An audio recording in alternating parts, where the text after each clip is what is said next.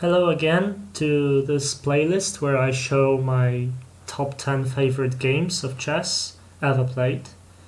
And this one is actually new compared to the others because it was played in 2015 and it's called uh, the new game of the century, I guess. It was played between Wei Yi with the white pieces, a Chinese grandmaster, and Bruzon Batista, who I guess is from Cuba, but I'm not sure. So let's just dive in and see this game. It's truly amazing one. That's why it earned a place number 8 on my list. So after e4, c5. So the Sicilian defense was chosen. Knight f3, e6, knight c3, a6. So this is basically a transposition to the Khan variation, where Black is a little bit weakening his king side. He puts most of his pawns in the light squares, but as a compensation for that, he actually has a very easy development, it seems, very flexible one. He also is a bit more experienced than the player with the white pieces, so maybe he tries to get him into something a bit more theoretical, but we shall see that. Bishop e2, so white actually delays the move d4, trying to trick his opponent into this system, because as far as I'm concerned, usually the player with the black pieces, Bruzon, he chooses different openings than he did in this one, but he was sort of tricked to it. Because normally in the Sicilian, we could kind of see, instead of knight c3, we would already be seeing d4 if we wanted to see the open Sicilian, and then the game would most likely transpose to something like this. And it will be exactly the same, but with different move order. Because then knight c3, and after all of these moves, queen c7, we saw that exchange on d4, knight f6, so a pretty normal development, nothing special happening here. This is a mainline Sicilian. Black puts all of his pieces on the most logical squares. The queen makes use of the c-file. White developed all of his bishop, castle, queen side, and now king side, sorry, and now plays f4, which is his main idea. So possibly he wants to go f5, maybe e5. It kind of depends. He will go e5 if he wants to grab more space. He will go f5 if he wants to attack and open the f-file for his rook. Bruzon played d6, very logical, perhaps not only taking, of course, the center under control, but maybe also making space for this bishop to come, a lot of possibilities. King h1 was played. This is a very good, famous prophylaxis strategy, so that black will not really be able to use this open diagonal, which has been weakened by the previous move f4. That's basically a very safe move. Black castled kingside and queen e1.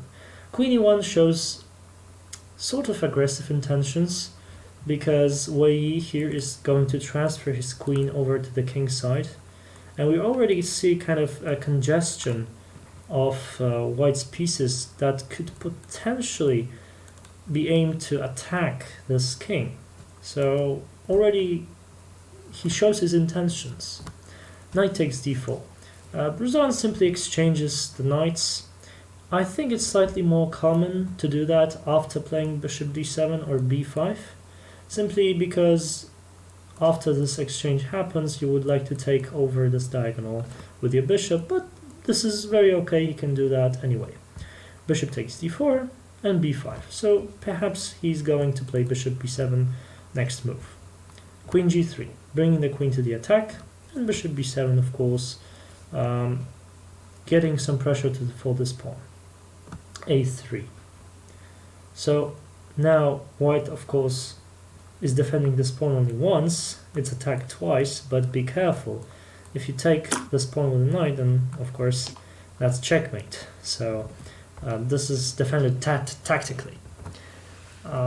Black simply developed his rook into the center. Very reasonable. Often you would like to put your rook on the c-file, but since you won't really be able to kick this knight away, because, well, b4 is now defended, you can put this rook on the d-file. Makes sense. Wei follows logically. He brings his rook into the center. Possibly he will be ready for some preparing to swing the rook over to the king side in front of his pawns to attack, but we shall see that. Rook d7, perhaps preparing to double. Bishop d3, so now aggressive intentions are shown yet again. The bishops now on a very active positions, already looking at this king. So queen d8 was played, so kind of reinforcing this pawn, preparing d5, which is a major break in the Sicilian. In most open Sicilians, black wants to play d5, because then white no longer has a space advantage, which is his main trump in this opening. So yeah, so that's basically his strategy. But Wei does not bother himself with that and gets the attack. Now, of course, d5 cannot be played. That's obvious, because after bishop takes on f6, bishop takes on f6, he takes d5. Now, black does not have time to recapture due to the threat of checkmate. So this has to be prevented, and Bruzon plays g6, which of course is the main idea. Why was it chosen? Well, because now the bishop is blocked, so there is no longer this threat on h7, so Bruzon is ready to play d5. But now came another move, f5. By the way, better than g6 was perhaps h6, because now if f5 is played, then actually it's not that strong of a move, because there is no threat to take on g6, and now simply e5 would shut down this bishop. Of course, it still can go to e3 and perhaps think of sacrificing itself, but still, it's not an easy position at all. But g6 was sort of a mistake, because after f5, well, this is threatened, right? Black played e5, trying to shut down the position. Of course, bishop was moved to e3. Now it's possibly ready to go to h6 and occupy this diagonal. Who knows? This is always possible. The rook was moved away from danger, so now this does not come with tempo. But of course, simply the capture followed. Bruzon recaptured, and knight to d5. A move that is strategically often used in the Sicilian, especially where black is actually threatening to go d5. The knight actually successfully blocks it, but it seems kind of a mistake.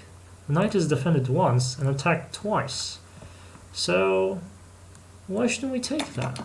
Well, what was Wei's idea was not to recapture the knight and simply give away the pawn like that. That would be losing, of course.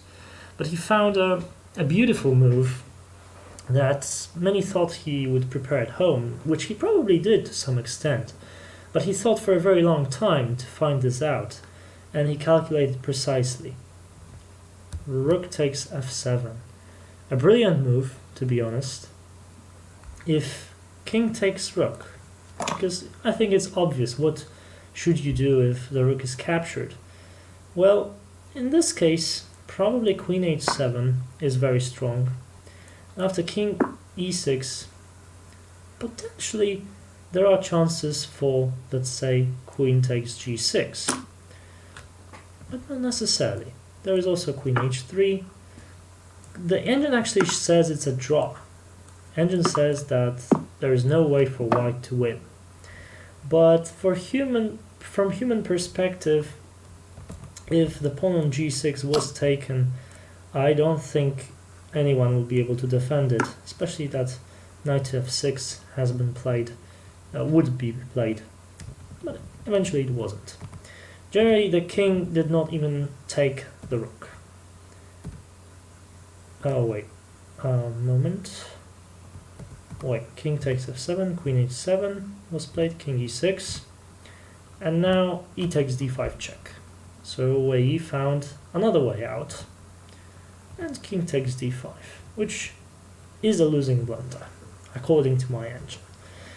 But what my engine suggests is also king takes d5, which is kind of contradictory. It's sort of funny. You can try it out with your engine, but my engine shows actually this is a draw, and after you play this move, then suddenly it's losing, but it says it's the best move. That's actually funny. But it shows how complex this position is, that even the engine is not really sure of his evaluation.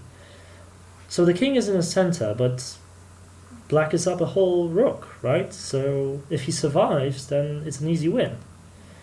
And Wei played bishop e4 check. So what the heck is he doing? Well, if the king retreats to e6, then queen g6 takes its check. And after bishop f6, perhaps, what could you do? Perhaps queen f5, and after king e7, maybe queen h7 simply. And if king f8, then you bring the bishop to h6. And this is close to mating. If the rook comes here, you can even go like rook f1, and this is devastating. Truly, there's nothing for black to do here in this position. The engine shows +8. But yeah, the king took the bishop. Very logical. Now, okay, I took your bishop and I'm ready to run away. This time queen f7. So Wei's strategy is that he says, well, you're not really going anywhere, are you? Actually, the king has nowhere to move. All of the squares around him are covered. Potentially, what could be tried is the move, after queen f7, bishop f6 was played. Probably not the best. Although, well, what else would you do? I mean, it's simply aimed to block the queen. Bishop d2 was played. Check. King went back. Why do they repeat moves? Well, it's common on the grandmaster level that if you are able to repeat moves and gain some more time, well, you can do so in this way. But of course, Wei is not willing to have a draw. He plays queen b3. Now he's perhaps getting ready to come to d3, maybe to b4, simply to harass this king even more. King f5 was played with the idea that, well, perhaps one day you'll be able to escape this way, but that's just not going to happen. Rook to f1 check, king goes to g4. No other move allowed. And now queen d3. Queen d3, very simple. Either queen 2 or queen g5. Both are threats. Both are very dangerous threats that black cannot really do a lot about. And black was kind of desperate here. Rook g7 says, the engine says it's the best move, but it doesn't save because queen e2 is still a threat, and after king h4, h3, and you see already mating ideas are there. So Bruzon desperately sacrificed the bishop on g2, getting the king away, maybe to expose it a little bit, looked for some activity, but after king g1, there's really nothing he can do. He played bishop g5, trying to maybe exchange these bishops, get some room for his king, but this is not happening. Actually, it's mate in 8. Queen e2, king h4, bishop f2 check, king h3, bishop e1. Very accurate play by Wei. He finds an excellent way of winning. And then here, after bishop e1, black actually resigned. But the best way for black to play is rook f8, rook takes f8, queen h7 check, king h1, queen g1 check. Of course, the engine plays such stupid moves just to prolong it. But king takes g1, bishop e3 check, queen takes e3 check, king g4, queen e4 check, king g5, and finally queen h4 mate. So that would be the longest one. Of course, no one really is willing to sacrifice their queen on g1 just to prolong the mate, but you know, I'm just giving you the engine line in this case. So a very beautiful game, a new game of the century as some call it, because, well, the sacrifice was truly magnificent. At this stage, it would seem that it's just a basic Sicilian game in which both sides are just having their own ideas. But after this g6 move, actually black's position is weakened. And after this all the rook is sacrificed on f7, there is no defense. And the position is so complex that even my engine does not really understand the position.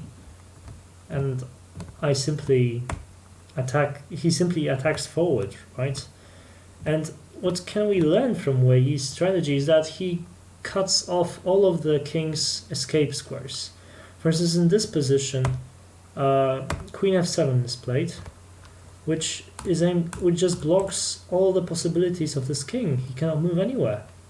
And similarly was done with this bishop sacrifice. The king was just about ready to go to c6, b7, and c7 and b8, and he would be completely safe there. But bishop e4, simply giving up the bishop, drives the king even more up the board. So he took, and then queen f7 cuts him off again. And it's the same mechanism. After this repetition, actually we see this queen d3, again with a double threat, and cutting off the way similarly. If this rook can now move, f5 square is covered by the queen.